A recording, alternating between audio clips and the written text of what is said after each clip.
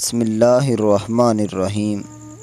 دوستو، اگر آپ کی دعائیں قبول نہیں ہو رہی، بار بار مانگنے کے باوجود مسئلے حل نہیں ہو رہے اور دل ہر وقت پریشان رہتا ہے، تو آج کی یہ ویڈیو آخر تک ضرور دیکھیے، کیونکہ آج انشاءاللہ ایک جمعے کے دن کا ایک ایسا عمل بتانے والا ہوں جو اللہ کے حکم سے دعا کی قبولیت کا ذریعہ بن سکتا ہے۔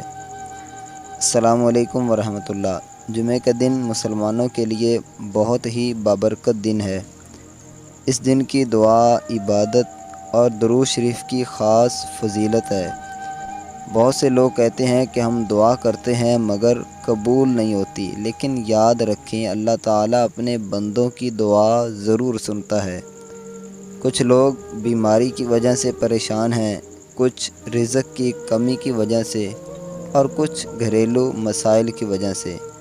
بعض اوقات انسان اتنا تھک جاتا ہے کہ امید چھوڑنے لگتا ہے۔ آپ نے کبھی میرے بھائیوں سوچا کہ رات کے اندھیرے میں جب انسان دل سے دعا مانگتا ہے تو اللہ تعالیٰ اس کی آواز ضرور سنتا ہے۔ اللہ کے لیے کچھ بھی مشکل نہیں، وہ چاہے تو ایک لمحے میں حالات بدل دے۔ دوستو، آج کا یہ عمل اللہ کی رحمت حاصل کرنے کا ایک خاص ذریعہ ہے۔ آپ نے یہ عمل کیسے کرنا ہے غور سے سنیے گا۔ جمعے کے دن فجر کے بعد یا عصر کے بعد کسی بھی پرسکون جگہ پر بیٹھ جائیں۔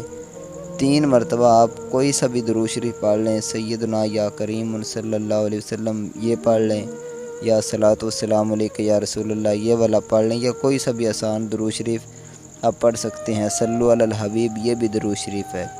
3 مرتبہ آپ نے درود شریف پڑھ لینا ہے۔ اس کے بعد آپ نے درود ابراہیمی جو ہم نماز کے اندر درود شریف پڑھتے ہیں، اس درود شریف کو آپ نے 100 مرتبہ پڑھنا ہے۔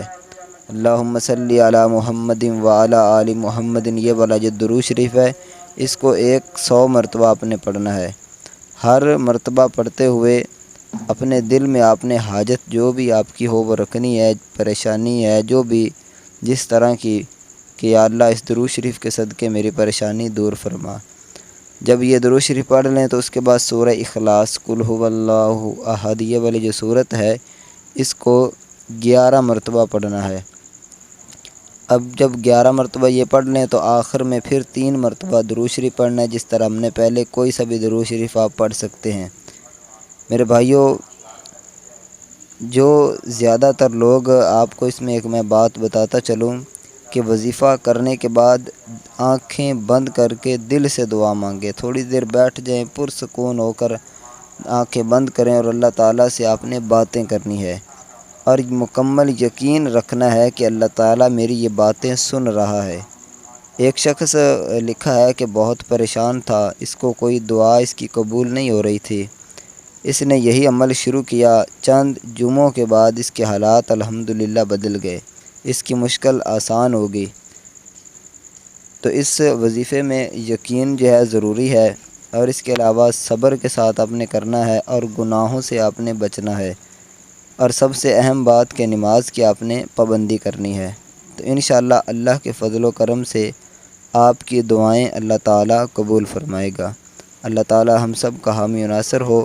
کمنٹ میں یا اللہ ضرور لکھیے گا۔